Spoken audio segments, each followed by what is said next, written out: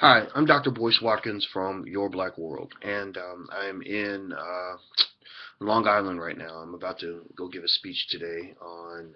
I have to straighten my tie up; it's a little crooked. I'm about to give a speech at Suffolk County Community College, and I'm excited about that. I just woke up, so that's why I'm a little bit like. And sometimes when I wake up, I have random thoughts that I want to share, things I want to talk about. And one of the things I wanted to talk about today is the state of hip hop and pretty much what's kind of going on in hip hop. I think most of us know about the sort of trend and the turn to the left the hip hop has taken over the last 20 years. We know that there was a time where the power of hip hop, was used to empower and uplift black people, and we know since that time it's been used to harm and destroy black people.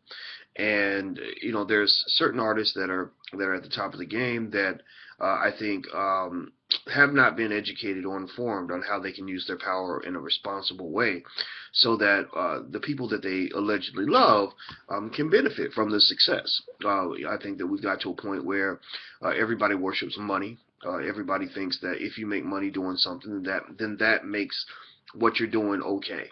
And I don't agree with that. I'm a finance professor, so I understand money. I don't think money is criminal. I don't think it's bad to want to go out and make money. I don't even, even if you're a little materialistic, that's okay.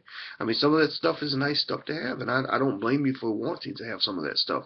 But I think it's also like drinking alcohol, right? You can be a social drinker, and then you can become an alcoholic. And I think that to use that analogy financially, I think that we have people that are social capitalists, if you will, meaning that they like their money, but they don't put money above the value of human life. They don't put money above their integrity.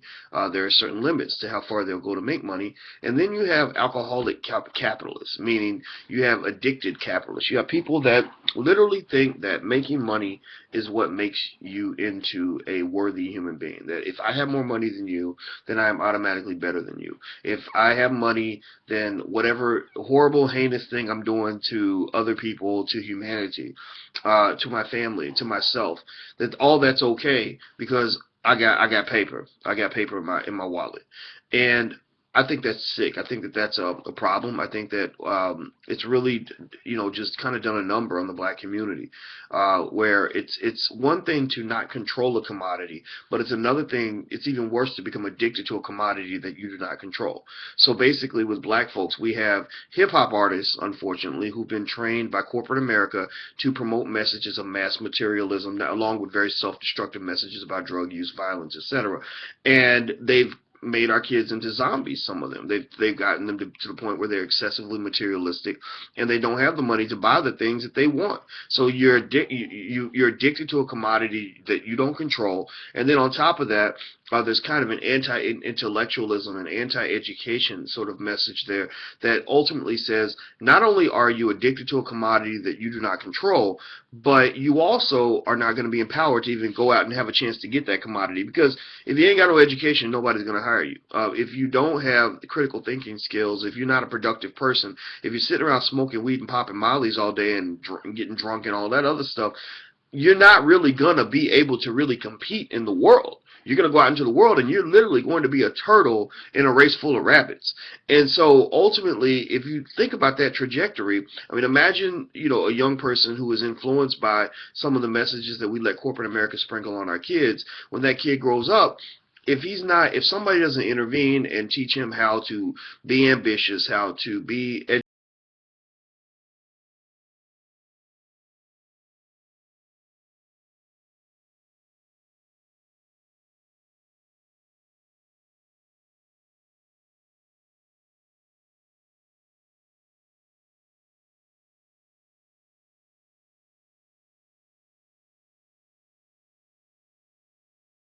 of my fellow of my brother when we're not making the choices we need to make, because at the same time I have no fear of speaking up to white America about the oppression that they sprinkle onto African American men. I go in both directions. This is not a conservative argument, this is not a liberal argument. This is an argument that simply says that we cannot be agents in our own oppression. And so that leads me to a guy that I wrote about the other day called Rick Ross. Rick Ross is his name's William Leonard something the third or the second. I mean, something that's his real name, but he's taken the name Rick Ross and he stole that name. In my opinion, I feel like he took that name from Freeway Ricky Ross, who was a notorious drug dealer in Los Angeles back in the 1980s. It's interesting because I know Freeway Ricky Ross. And I know that Freeway Ricky Ross has worked very hard to change his tune since he did what he did. I have respect for him for that. He's an intelligent man. He also seems to want to do better for his community. He talks about black people regularly. And that's something that's kind of going out of style. We've got these leaders and political figures and, people out, black folks in high places who figured out, wait a minute, if I talk about black people, then I'm limiting my opportunities. I'm not going to get this other audience. I'm not going to get the white people. I'm not going to get the immigrants. I'm not going to get the gay people. So I'm going to talk about everybody else, and I will just sell my community to those people. I'll sell the hood to those people. I'll call myself a nigger in Paris or degrade myself, degrade my people, black women are bitches and hoes. I'll do all that because all these other people out here will give me money. And so going back to Freeway Ricky Ross, again, he's not a rapper, but the point here is that I respect any public figure who talks consistently about black people. If you listen up to athletes and politicians and entertainers, observe how rarely they really specifically talk about the state of the black community. The black experience in America, other than some sort of hood story, like I grew up poor, me and my mama didn't have much growing up, or I'm a black man, so I know how to do the Dougie, or whatever dance people do. It's like basically you'll see where they will exploit blackness to their own advantage. But when it comes to speaking up on blackness, when it comes to mass incarceration, all of us are going to prison. Somebody needs to say something about that because it's destroying our families. Many of us are still suffering under the grip of economic inequality. Many of us are suffering under the grip of educational inequality. There are places in America where a black man has an easier time getting a gun than he has of getting an education. That's something we need to talk about. And so when you look at our vehicles for communicating our message, the strongest assets we have are our athletes and our entertainers. They have the biggest platforms. They got the most money. They have everything. But unfortunately, many of them have the least amount of education. And that's not an accident. I strongly believe when it comes to professional athletes, there's a reason why they're kept uneducated. There's a reason why the schools don't care if they ever learn how to read, because you really don't want a conscientious black man with a powerful platform. A conscientious, fearless black man who knows who he is, who cares about his people, who's willing to speak up for his people with a big platform. That runs directly in contrast to the interests of white America. They do not want black men up talking about issues that matter to them. They want them talking about stupid shit. They want them talking about materialism. They want them talking about whatever's going on the field or on the stage, or they'll let them call themselves a nigger all day long. But if you speak up against oppression that's been pushed on you by any other group of people, your butt is gone. And so I wrote an article yesterday about Rick Ross, and I read his verse about Trayvon Martin, and I think that the thing about this verse, and I'm not even going to assume that Rick Ross was trying to insult Trayvon with this verse. It's hard to know. Rick, every time Rick messes up, he comes back and explains how what he said was really empowering and blah, blah, blah. Even when he threw out that verse last year about slipping a Molly in a woman's champagne so he can rape her while she's asleep. He even found a way to spin that positively. Rick Ross is a smart dude. I'm not even going to say he's not smart. I mean, if you get that much success, you're probably a genius, really, in many cases. But that doesn't make you a good person. Being smart, being wealthy, all those things does not make you a good person. That has nothing to do with your integrity. It has nothing to do with what's in your soul. But anyway, Rick threw out, it was a short verse. He said, "Never missing my target, Trayvon Martin," or something like that. And I read the verse and I thought, okay, he might mean a lot of things with this.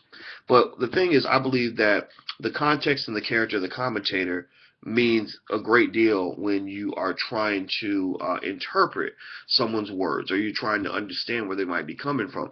And the thing about Rick Ross, and I think this is undeniable, is that even though he is an intelligent and successful man, he comes from a place of extreme ignorance. Sometimes people can be very intelligent in how they display their ignorance. Like, I am so smart that I know how to do every idiotic, stereotypical thing that a black man can do to make himself look like a goddamn coon. Excuse my French, I shouldn't have cussed. Sometimes I cuss. I just get mad. Sometimes I get passionate and I cuss, and I'm sorry, but that's just who I am. So might as well get it out. You might as well know that now. The fact of the matter is that if you look at Rick Ross in his entirety, you see this guy. He's morbidly obese. Now I can't talk. I can lose some weight too, but he's morbidly obese. He's got the tattoos from head to toe. Okay, that's fine. All right, you're fat and you got tattoos. Okay, cool, whatever. But then on top of that, you go deeper. You listen to the message. The messages in the music, just like Lil Wayne, just like a lot of prominent artists that you hear on the radio. And there's a reason why you hear them on the radio and you don't hear positive artists on the radio. It's because they want you and your kids to absorb this shit. When you go down his message, you don't hear very much that is empowering to African American men. You hear almost nothing.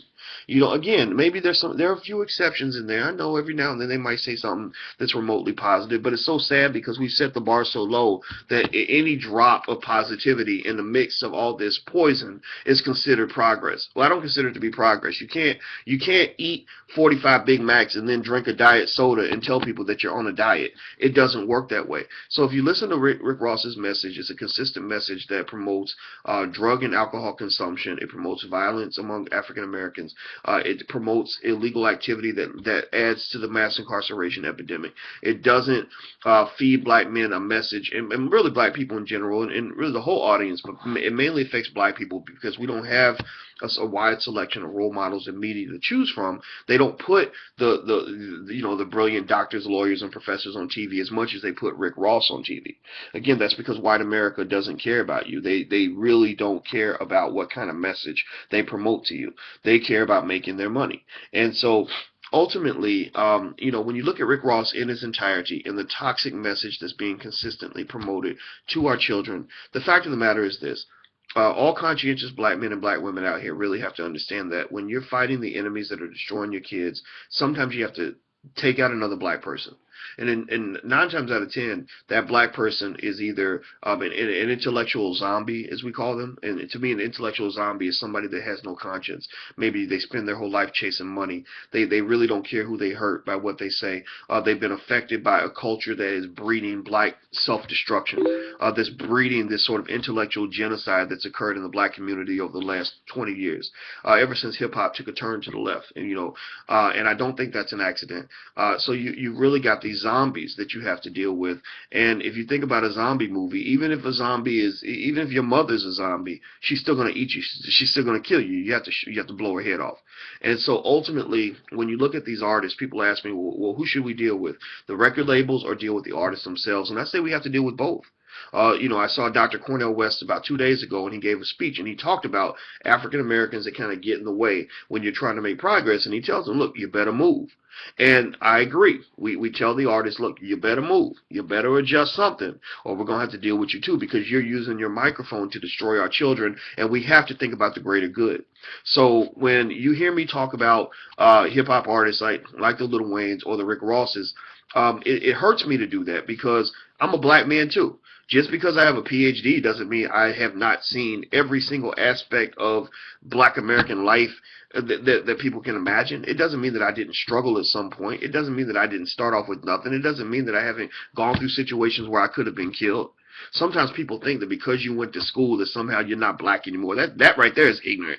I know a lot of black people who went to school a very long time, and they went to school a long time because they wanted to get out of that shit. So that was my goal. I wanted to get away from that stuff. So ultimately, the fact that I'm a professor and Rick Ross is a rapper, any intelligent person understands that distinction is not that broad. I mean, the same way a rapper is sharing a message and teaching the people that's listening to him, a professor does the exact same thing. A pastor does the exact same thing. All these individuals are prominents who have the ability to communicate and connect and to teach and to share messages that modify a person's behavior. You're all teachers. You're all professors. You're all rappers. You're all scholars. You're all pastors. You're all out there doing something that's changing the trajectory of somebody's life. And that's power. And we know that when you have that kind of power, that comes with a responsibility. So don't tell me that an artist can just get on the mic and spit whatever crap that comes out of his mouth, whatever thing that a drug addict might want to say, and not have any accountability for the words that he's saying to his own people. And I don't care if people want to get caught up in this whole, free speech, creative expression debate. That does not apply here. And let me tell you why. People talk about that. Well, rappers have the right to free speech and they have the right to creative expression. Think about this.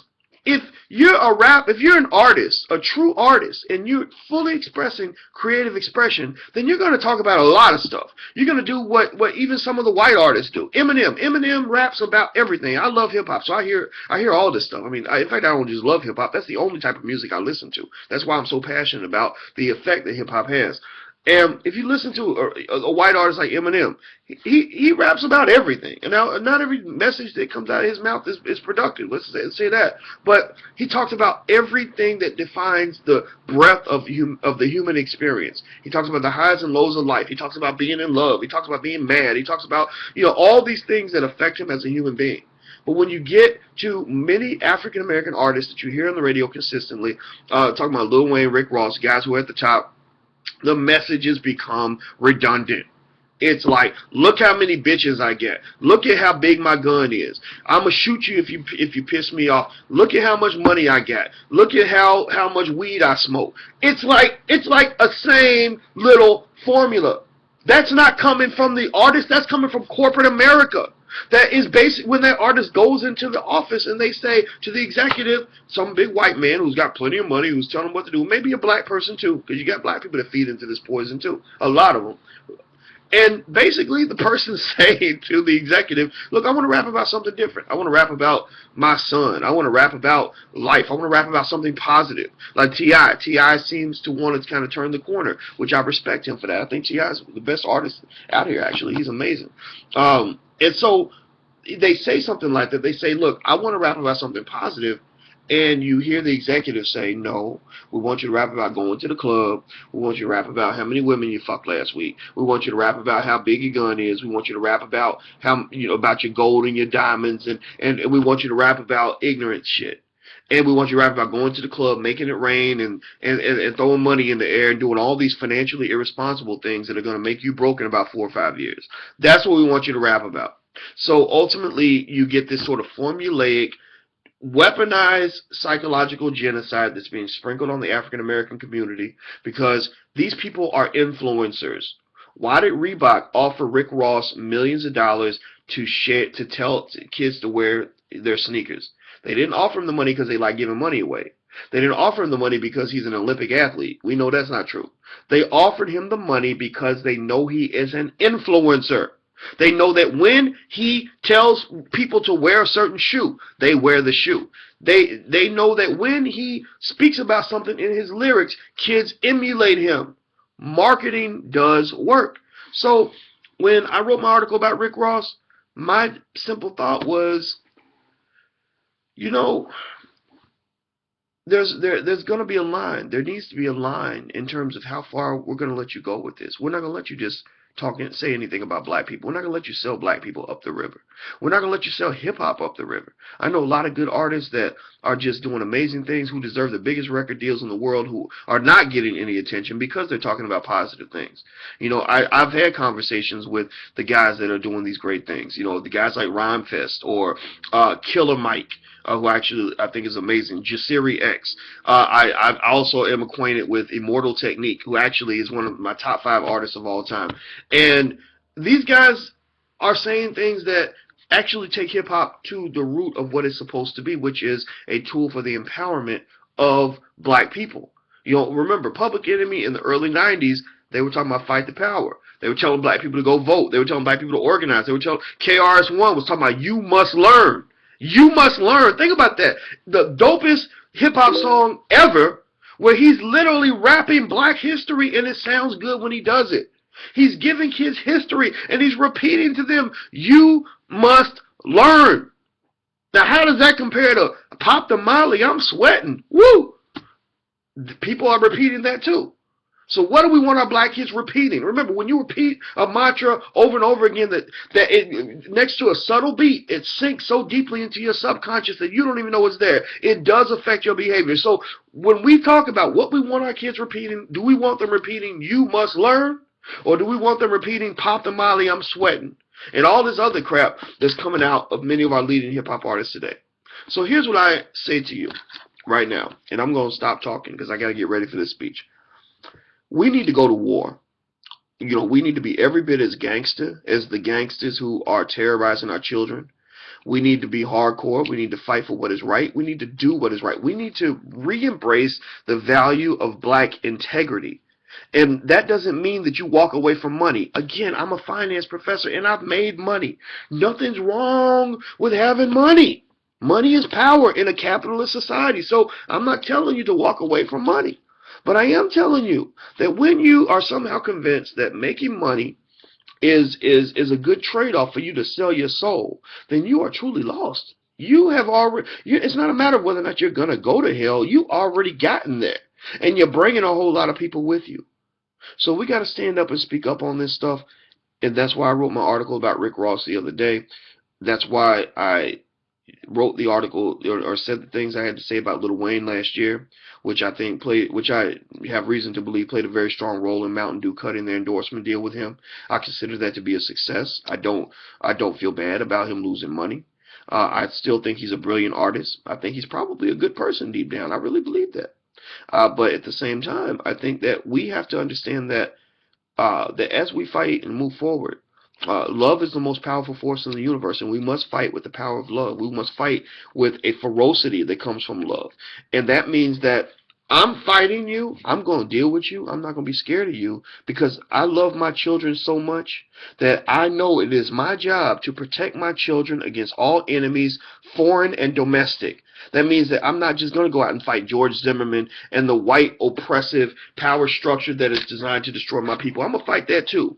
Absolutely, till the day I die.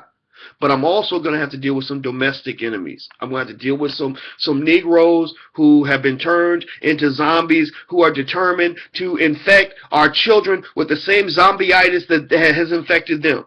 It's one thing if you're going to go off and smoke your weed and pop your mollies and just sit around and do nothing with your life. I mean, I can't stop you from doing that, but it's another thing when you come in my house and you're talking to my children and all the black children are my children. You don't have to have a child in order to be a parent, and you're trying to come and talk to my children and get them to do the same shit that you're doing. That's not acceptable. We're not going to allow that. So I employ all real black people out here, not the Negroes. The Negroes some of the Negroes might get left behind, like Malcolm said. If you go back to Africa, there wasn't a Negro in Africa. There's only black men and black women. But so I'm talking to all black people who care. Understand that we can win this fight. We can stand up to this oppression. We are all soldiers in this battle. We need all hands on deck. We are in a very dark period in black American history where ignorance has become the rule of the day. Ignorance is winning right now, but that doesn't mean that we can't come back and win this fight. And I think that we have to commit ourselves to fighting to the death, to doing what is best for our kids. Well, I'm Dr. Boyce Watkins from Your Black World. I'm going to get on out of here. Thank you for listening to me sort of break out of my grogginess. I literally woke up 20 minutes ago. But I hope that this message makes sense. I hope that it helps somebody. And I hope you understand that it does come from the heart. So until we meet again, please stay strong, be blessed, and be educated. I am gone. Peace.